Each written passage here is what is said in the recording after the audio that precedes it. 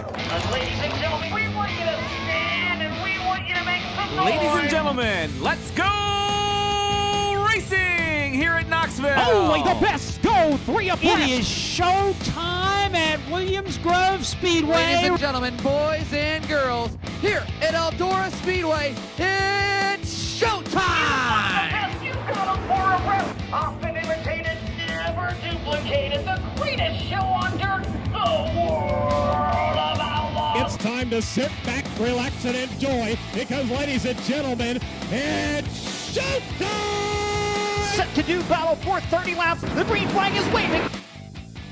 Hello, everybody. This is Wing Nation. I'm Erin Evernham alongside my good friend over the Zoom, Ashley Stremme. Ashley, how are you doing? Erin, I am doing fabulous. We are amidst Fair Week here in Juniata County, so life is good. We're eating a lot of church stand, and so all things are up. Well, that's good. So last show, we were wishing you some good luck in Vegas. I know we've talked since. You kind of described it as you got up in the fence or a racing analogy. We don't need to go into detail, but we just, everyone was curious and we were all behind you and backing you for what an amazing thing you did. Whether it worked out the way you wanted to or not, we're all still very proud of you. Well, I appreciate that. Yes, we did win best costume, so we took that home.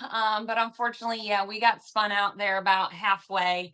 And unfortunately, just could not recuperate to come back for the win on that one. So well, have that in big time auto racing, right? A little bit of politics and a whole lot of fun. So absolutely. Well, I see a bunch of beautiful crowns in the back. So we know you've had plenty of success in the past. Getting back to Fair Week, I mean, not that we want to go into too much detail, but I got to tell you, just following social media, there's some drama up there. Yes, yeah, Central Pennsylvania, right? A little bit of drama. We all are big racing fans, obviously, here in Central PA, and sometimes we take it too far when it comes to social media. Oh, yeah. Unfortunately, we have those keyboard warriors out there, and obviously we don't want to see anything go wrong with any racetrack because we've watched several tracks in this state go away because of, different things, but we don't need it to be because of social media, right? So we'll see what the future holds. Fingers crossed, all is well, and the times will tell how things unfold, I guess.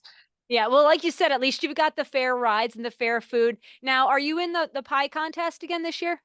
I did not do it this year because obviously I was in Vegas. Unfortunately, the day I got back from Vegas was the day entries were due. So there's a fair right over the other side of the mountain that's coming up next week that we're going to enter a pie into. So fingers crossed. Oh, good. I mean, all this talk of pies, one of these years I need to get a piece of these pies. But I'll see what anyway, I can do. let's talk some sprint cars, some hot topics. It was a big weekend in the sprint car racing world. Two 6-digit races, one on the West Coast and one Midwest. Pretty cool to see that there's two 6-figure sprint car races in the country on the same time. Out at Skagit, Rico Abreu. A huge win for Rico. He's obviously won a lot of races in his career, but I'm pretty sure this is the richest win of his career. And it was really neat to see. I feel like he maybe didn't have the early part of the year that he wanted, and they sure are coming into their own. It is, Erin, we talked about this before.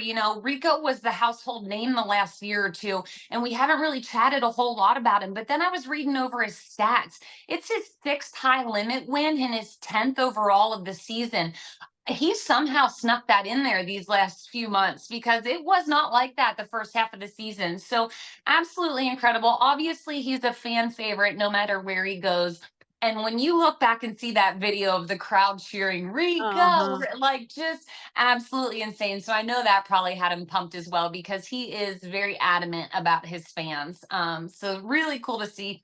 $102,626.26, the richer, and a really good payout through the field. James McFadden ended up second at $30,000, and Brad Sweet rounded out the podium, still coming home with 20 grand. Yeah, absolutely. And how great is it to see such a big race and another big race on the West Coast? The West Coast has really stepped up their game as far as the sprint car racing goes. And then Sunday, we had the BillionAuto.com Huset's High Bank Nationals and Buddy Kofoid, $100,000 to win, richest win of his career. And how about that last lap? Did you get a chance to watch it? What a crazy lap. I watched the highlights from it. Unreal. I mean, Buddy lost this race. What was it, last year with 10 to go because he Yeah. blew a motor? And so he definitely got redemption this year and earned it very well. For sure. It was Buddy Kofoid, Carson Macedo, and Bill Baylog. But what a great race weekend they had, especially after all the drama they had earlier in the season with the flooding at Houston. It was great to see a few solid nights of racing there. Another topic I wanted to hit on was the crisscrossing of the country. The high limit racing, Saturday night they were in Skagit, and Thursday night they're racing Port Royal. That's a long haul. 2,743 miles, if anybody's keeping track. Yeah. Heath Moyle, a good friend of mine, he's actually Brett Mark's crew chief. He made that trip and he posted 45 straight hours of driving. They arrived in Myerstown at 9:30 a.m. Tuesday morning. So I'm sure everything they went through Tuesday, maybe having a rest day here today on Wednesday, and then obviously over to the Speed Palace. Thankfully, that's a short little jaunt for them. Yeah, and then in the opposite direction, the World of Outlaws are headed out to California. Sunday night they race at Huset's. Friday they race at Stockton Dirt Track, and that's 1,717 miles. So they are literally crossing each other's paths, maybe waving as they go by, but putting some miles on the haulers this week. No doubt.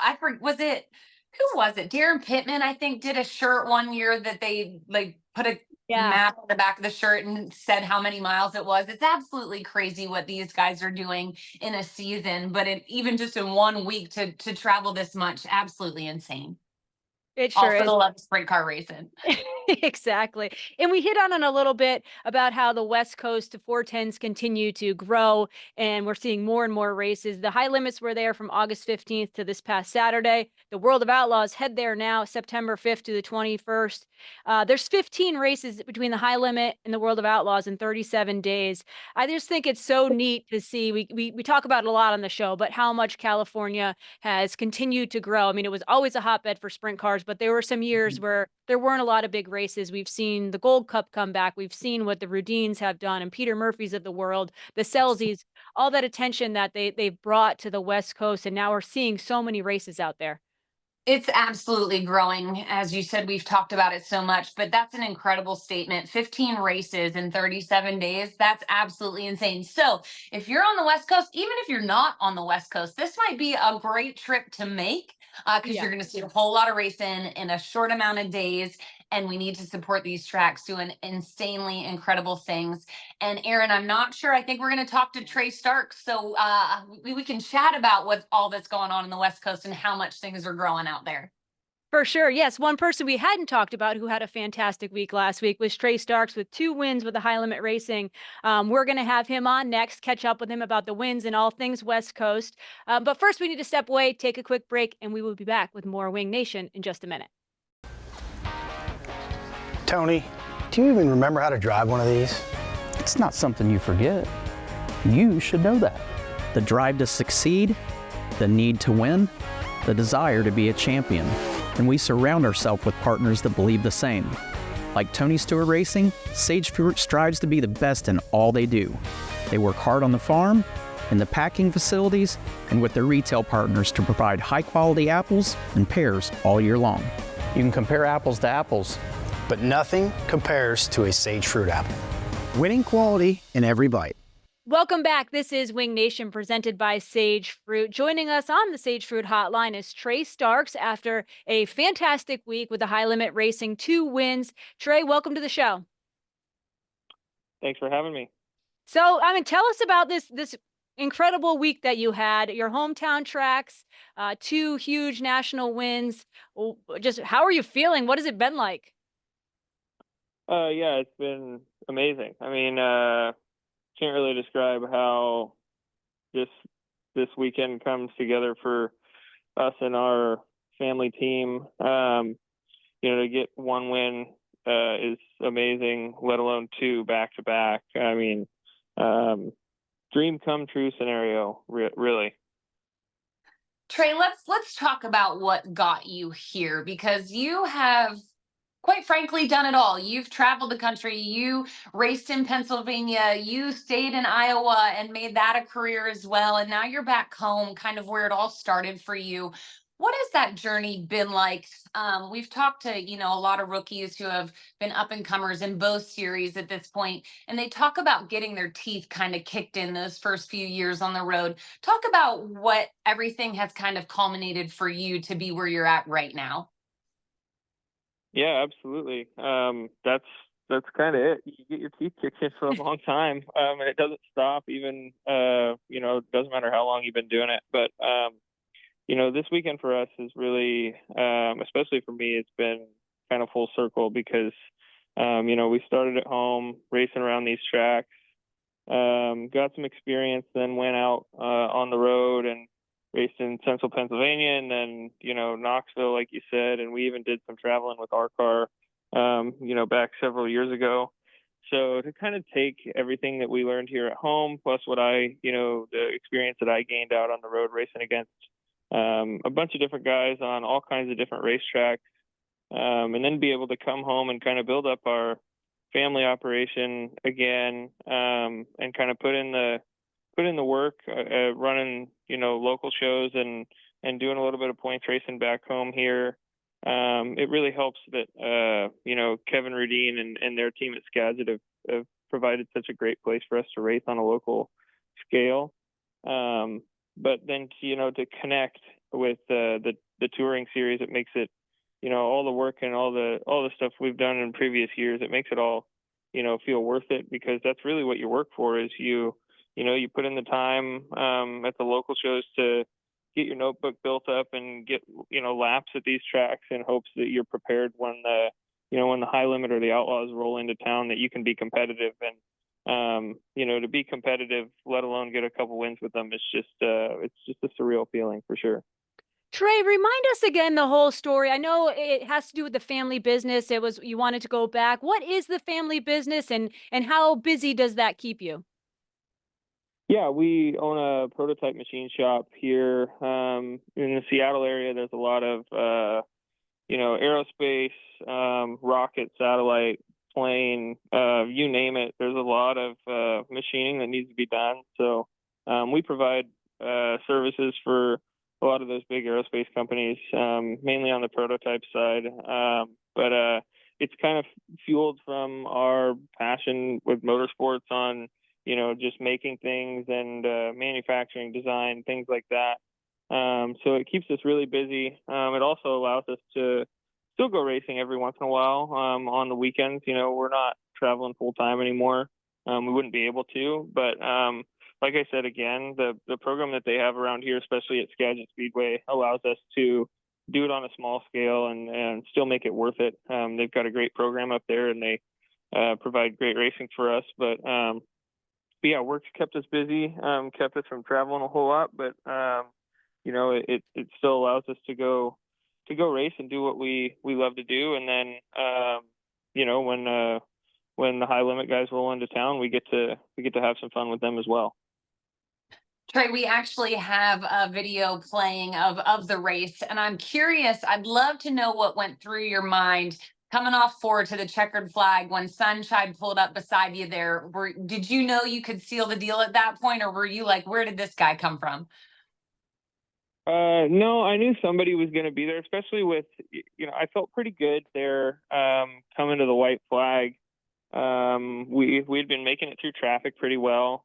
But my heart kind of sank when I saw the 35 car blow a tire there, because I knew, anything can happen on these green, white checkered restarts. We were on a track that they had done some track prep before the features, so it had changed a ton. And so as the leader, as you're kind of cutting through traffic, you're not really sure where the best line might be in clean air, just because it's been a few laps since you've been there.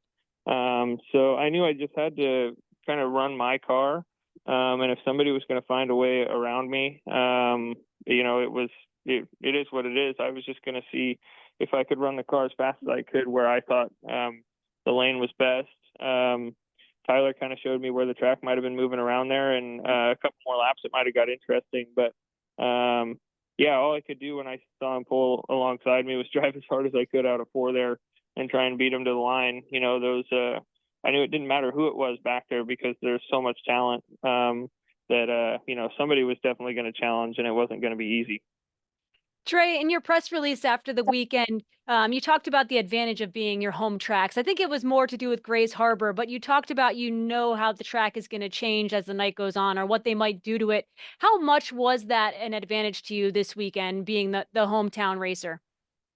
I mean, it's definitely an advantage. That's kind of the goal about racing those tracks on a somewhat weekly basis, is that you have a little bit of an upper hand on the guys coming in, because if any edge you think you have on them, they've got that much more on you. So if we can put something in our back pocket to help us a little bit, it helps that much more. And definitely at Grays Harbor, it's unique, the way the track surface changes throughout the night. And we've seen a track very similar to that time and time again. So it stays kind of dry during the day, but then when the sun goes down and they do a little track prep to it, the way the moisture and the water they put down takes to it and how the track shapes after that, I've seen it many, many times. So I knew exactly what to expect, and I'm not sure that that's something that a lot of the touring guys could say the same, just because some of them have been out there with the Outlaws and have seen what that track can do, but a lot of them haven't. There's a lot of that's the beauty of the High Limit Series is it brings a lot of guys, for the fans, it brings a lot of guys that they watch on, Flow or Dirt Vision all the time, right into their backyard. So, but at the same time, they get to see track that they haven't seen before. So I think that's definitely something that we were able to use to our advantage. Just having a notebook and knowing what the tracks are going to do, and me as a driver knowing how the track surface changes, I think it helped me move around a little bit more in traffic, and just like I said, coming into a new track and not knowing how it changes or how the surface works. These guys adapt so quickly, so it really doesn't. It's not an advantage for too long, but I definitely think it helped me in this scenario. No doubt about it. And Trey, we kind of chatted before we had you on about the growth of sprint car racing on the West Coast. Can you talk about what it's been like for you growing up, watching your dad race and seeing the growth in Washington and California, and what's going on in the West Coast and the people are making it possible? How much has it grown in your opinion and your eyes over the years? Yeah, I mean, I've been doing this for a while now, and even before I started racing, I was, a race fan. So I've seen many different iterations of open wheel and sprint car racing around here, and it kind of brings me back to when I was younger, watching Dirt Cup back in the day, when all the stars from California would come up and challenge the guys from the Northwest, and how big it was. And then as I started racing, it kind of faded a little bit, and that kind of lost some of that. And now, just as a driver, seeing it come back makes it really special, just to be right in the middle of it. I mean, the 410 racing has made a huge surge again in these last couple of years, thanks to Peter Murphy and Kevin Rudine and everybody at Skagit. They're not only the work they're doing at Skagit, but the work they're doing to try and kind of bring back the whole West Coast sprint car racing has been amazing. I mean, just over the last couple of seasons, to watch the local 410 class grow at Skagit, it's basically come, from ground zero. It's they've built it back up into a reputable local 410 program. I mean, we've got a ton of guys that I think could, run up front like we did this weekend. There's a lot of good local competition and a lot of good guys from California. I think it speaks for itself that I believe Thursday, the first night of the Skagit Nationals, I think the top three was myself, Shane Galvick, and Justin Sanders. Those are all guys from, the West Coast that don't do, definitely not full-time traveling guys. And I think they put up a good fight all weekend. So I think that kind of speaks to where we're at with sprint car racing and just open wheel racing in general. I think, there's a ton of work being put in, and we can see the product from it. You absolutely can. And Trey, I think it seems like it aligned perfectly with your career, kind of moving back to help the family business. And it's also timed nicely that the 410s and sprint car racing are getting stronger and stronger on the West Coast, the Northwest. Talk about family business. You have a family race team. everybody in life struggles with that, the balance of family, work, life, kids, family. It seems like you're in a great place. I love that you had your wife and your brand new newborn baby in Victory Lane. How nice is that to have these great tracks within just a few hours of your home? It's amazing. I mean, I grew up watching my dad race, and it was the coolest thing for me as a kid, especially watching him succeed. So to be able to potentially do that for my family as well is really rewarding. I've said many times that if it wasn't for the program that Skagit has built, that we probably wouldn't even race as much as we do. I in traveling seasons, I think I've raced 60, 70 times, maybe even 80. We're not getting anywhere close to that. Our season is about 20, 25 races now, but to be able to do it in front of the crowd and the fans we have now, and then especially for my family as well, makes it really cool. I'm just really grateful that that we have the opportunity and the racetracks and the time to put together a team that can go compete on a local and national level. And like I said, have facilities and venues that we can go do that on. It's like I said, Skagit is one of the best tracks on the West Coast right now, and I'm really thankful to have them in our backyard. All right, so let's talk dad life real quick. I think we're like 16, 17 days into this new dad life. How is sleeping going with everything right at the moment? How's everything going these last 16, 17 days? It's been better than I could ever imagine. It's very rewarding becoming a dad, and mom's doing great. She's been a huge help, allowing me to go race 5 or 6 days right in a row. Just a couple weeks after he was born, she's been very supportive, and everybody's been a huge help. And I don't think I could have drawn it up any different. To be able to get a national win at his first race there is, something that none of us will ever forget. So I think it made it that much more special. I know he won't know it for several years, but I think when he grows up, he'll really appreciate it. I think that just, however tired we are from, newborn life, it all goes away, and it all makes it worth it when you're able to put something like that together. So yeah, everything's been going great. Everybody's doing great. Everybody's healthy. I couldn't really ask for anything more. That's awesome. Well, get used to being tired because that doesn't change for a really long time. Ashley and I can attest to that. Trey, So I've been told. when you win two great races like that with High Limit, is there a desire to go back out on the road? I know it might not be in the cards. You have a newborn, you've got a family business, but when you know you can go out there and beat them, is that in the back of your mind somewhere that someday, maybe not right now, but a few years down the road, that maybe you'd like to get back on the road?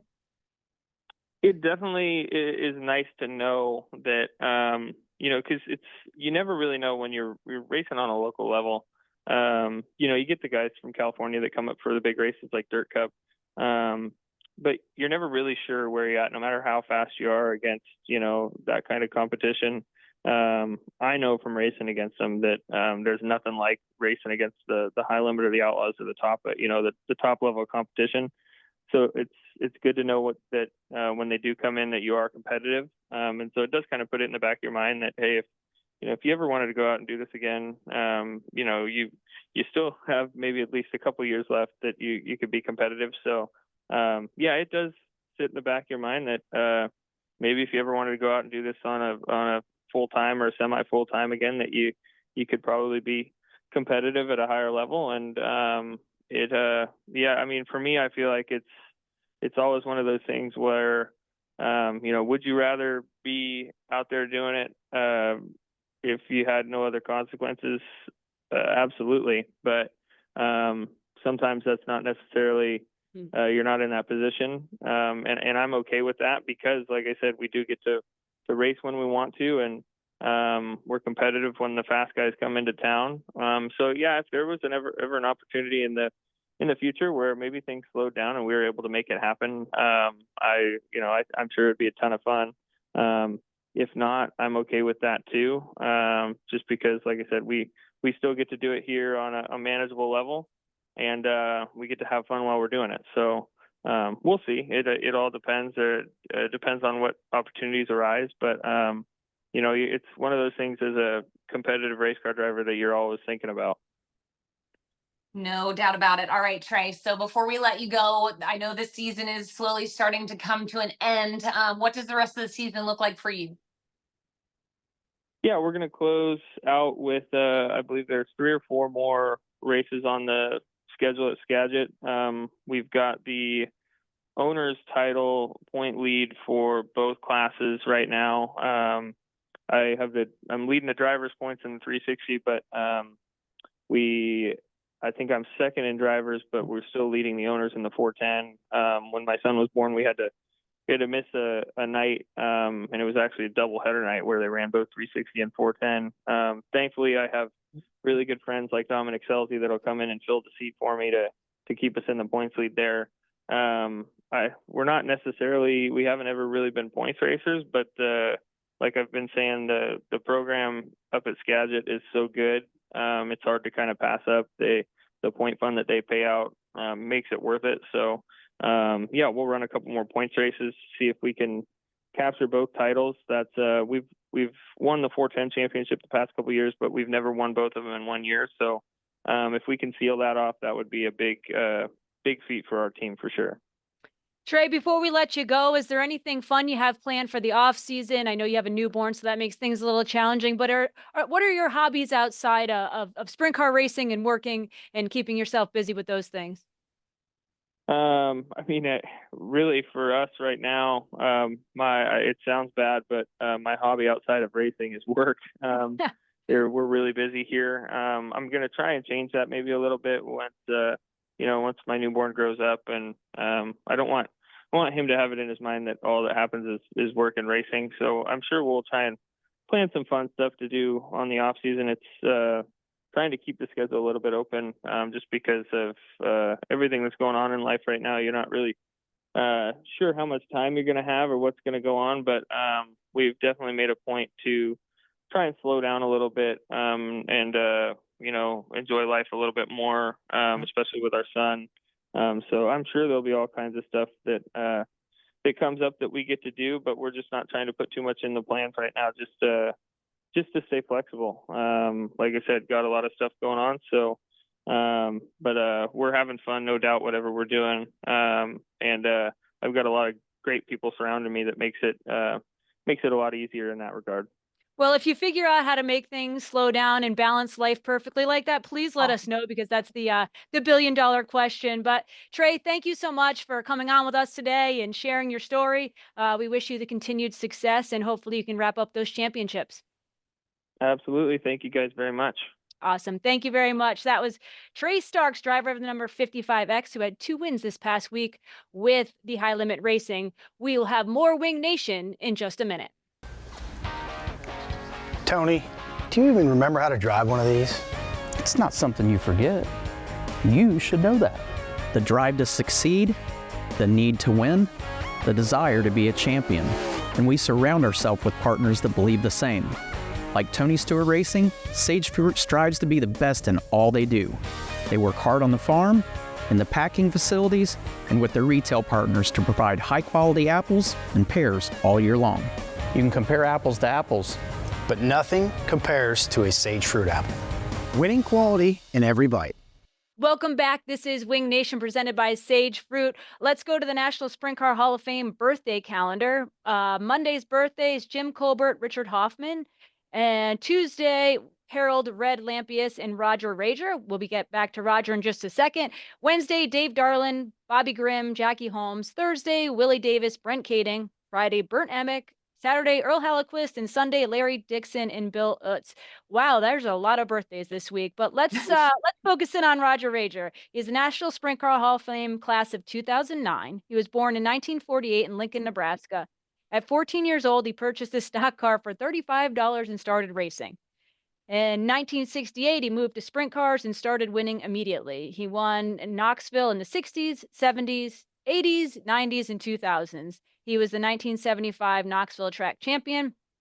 He was in 1973 the captain of the sprint car team drivers in South Africa. In 1980 was his one and only Indy 500 start. He finished 23rd.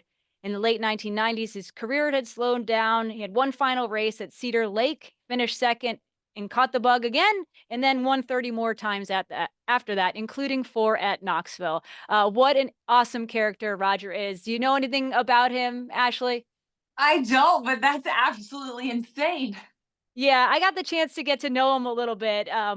Talk about a long career and an amazing one.